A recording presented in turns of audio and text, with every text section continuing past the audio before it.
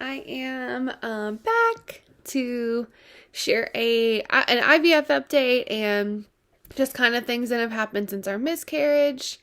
And yeah, so a lot's changed.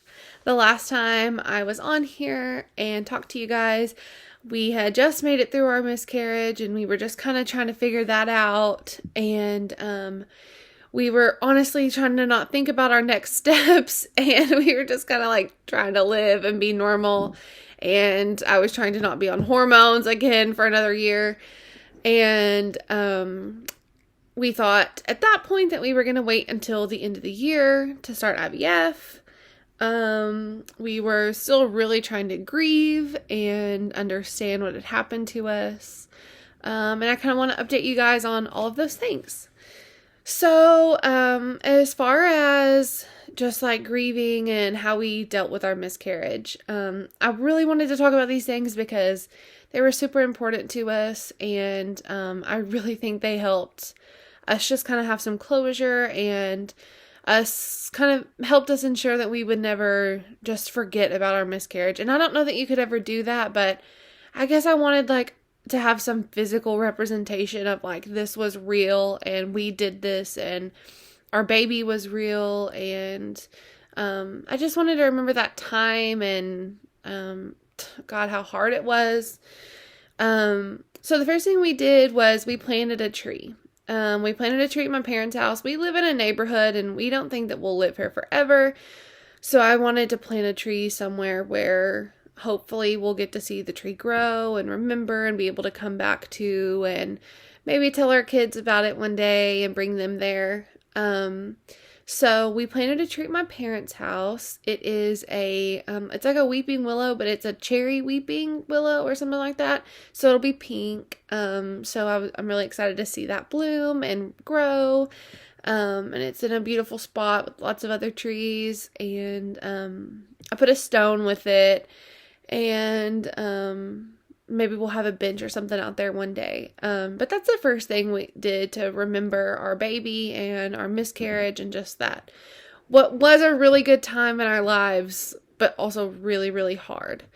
And the second thing I did was put a permanent tattoo on my body. I have a lot of tattoos anyway. And I knew immediately that I would get a tattoo for the baby. Just to kind of spark a conversation sometimes, and honestly, just to have something on me to remember the pregnancy and the baby by. So I got this chrysanthemum flower on my arm, and the chrysanthemum is the November birth flower, and November is when we were due. We were due on November 16th. So I got this beautiful flower on my arm, to remember the baby and to remember the pregnancy. And we really, it's that moment of when they told us that we were pregnant. That's the moment that I have to go back to and just be like, we were just in awe and we were so excited and we were so happy. And I don't know, I just wanted to remember it. It wasn't all bad. It's obviously awful that I'm not pregnant anymore and that we never got to meet our baby. But I mean, we found some good things in it. So yeah, that's how we are remembering our baby. So I guess the next natural question is, when do you try again? And we had thought we're going to wait till the beginning of the year. I just thought there was no way that I would be ready before that. And we hadn't really talked about it a lot. And probably a month and a half ago, my husband and I just sort of started talking about it again. And I think that I just said, when do you want to try again? And if you don't know, my husband works over the road. So he's gone right now for a couple weeks, and he's in New Jersey. But through his job, we have amazing insurance that covers so much. It's 80-20 of IVF. There's certain things that they just do not cover, PGS testing and certain procedures, but that stuff's not so expensive that it can't be paid for. So we have really good insurance through his job, but eventually we want him to come back home. And find a job at home. So, but right now he can't leave his job because obviously we have to keep this insurance. We could never pay for IVF out of pocket. So, we have to keep this insurance to be able to do IVF again. So we decided that we would start trying again. So, I used to go to Tulsa Fertility Center in Tulsa, Oklahoma. But I'm actually going to MCRM in Tulsa. It's the Missouri Clinic for Reproductive Medicine. And they have a location in Tulsa as well. And one of their doctors travels to be at the Tulsa clinic several times a week or a month or something like that. So I made an appointment there, and it was almost like everything just started falling into place. So, my appointment, I think, was on August 20th, and I started my cycle literally like 2 days before, and I was kind of shocked because like it was really quick, and like I don't have super normal periods because I do have PCOS. That's something I've dealt with for forever. But I started, and because I started literally 2 days before I went, I was able to do blood work and ultrasounds that they needed to do to be able to really even see where we were at. We went there, and I did the labs and ultrasound, and then my husband had to go back for a semen analysis when he got in town from work. And, then I was able to make an appointment with a doctor just a few days later. And it was really weird because the original appointment was on August 11th, which is our anniversary, our wedding anniversary. But then like the week before, they called me and said, "Hey, Dr. Allring had an appointment open up on August 5th. Do you want to come?" I was like, "Sure," but it was really short notice, and my schedule's usually made like a week ahead of time. So I texted my boss and said, "Hey, I need off next Wednesday because they got me into my fertility clinic before I was supposed to." And he sent me the schedule right then, and he happened to have scheduled me off that day, which is weird because I usually work 6 days a week, so my day off is usually just Sunday because we're closed.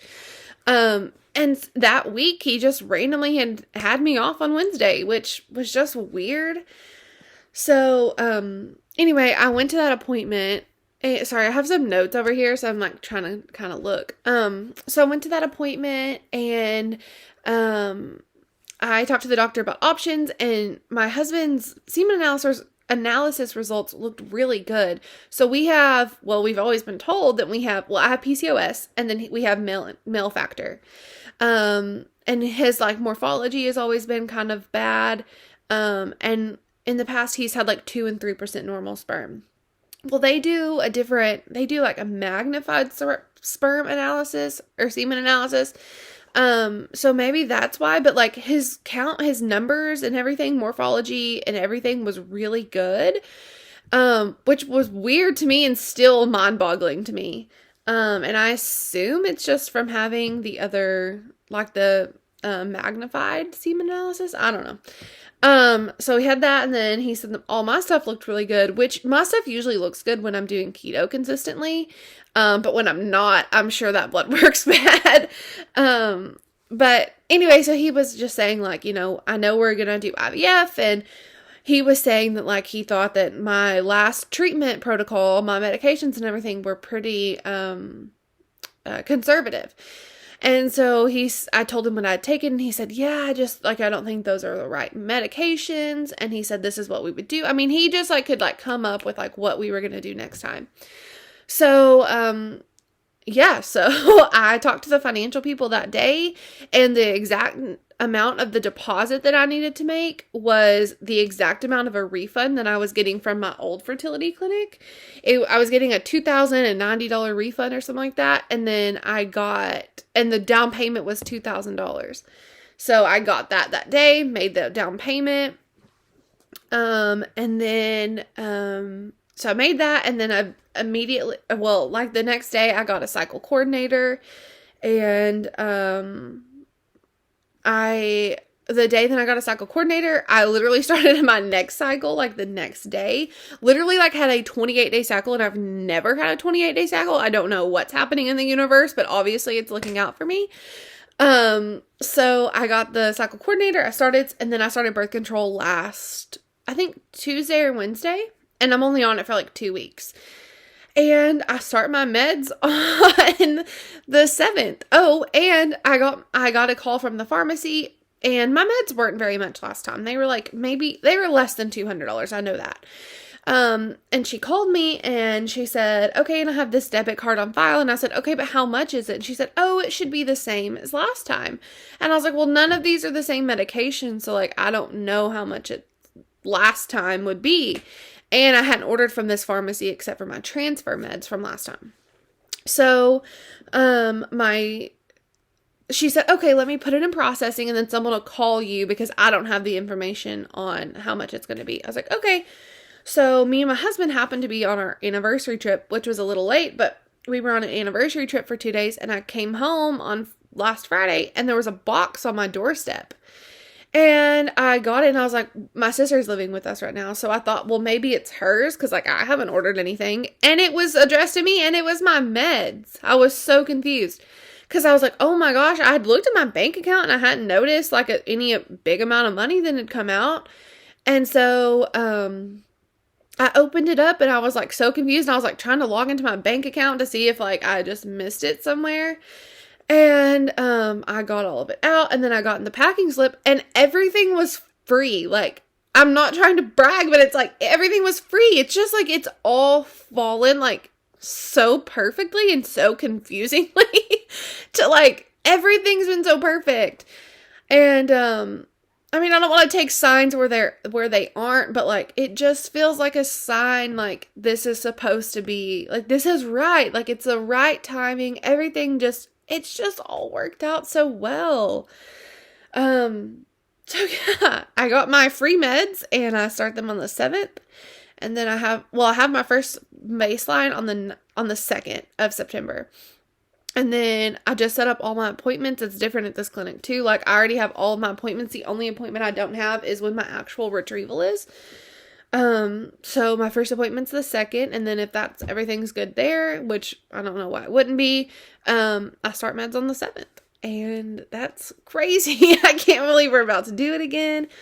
And this time for our retrieval, we have to travel to St. Louis, which will be fine. I'm worried about afterwards because I had some trouble with the last one, but my doctor's trying to do some preventative things, and I'm taking letrozole at the end. And yeah, so I'm about to start IVF round 2. I would actually kind of like to do a video talking about like my protocol and like my calendar and all that kind of stuff. So if anyone wants to see that, if anyone's kind of going through it, or I mean, I've already been through it once, so I already sort of know what to expect, but I am on a totally different protocol this time. I would actually kind of like to do that. I don't know. Maybe I'll just do it anyway. I probably will do it anyway. But yeah, so I'm about to start again. I really would like to kind of keep this updated. That was my intention last time. And like, when you're doing it the first time, you just so don't know what to expect. And like physically and emotionally, like it's a lot. And like, you don't feel like yourself for very long, for a very long time. But yeah, so that's it. I will try to update you guys soon, and I'm so happy that you watched. Let me know if like you have videos and I'd like to watch them. All right, bye guys.